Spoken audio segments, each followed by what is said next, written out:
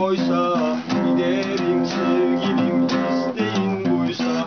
Demode sözlerim sarmaz ki seni, kalbin taş kesilmiş anlamaz beni.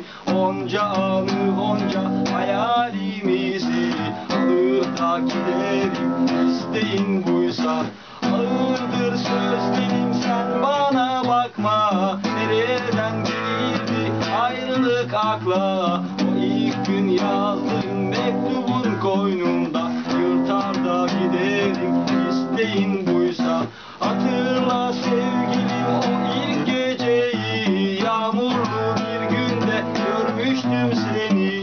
Bir bakışın ile tutsak ettin beni, unutur giderim, isteğin buysa.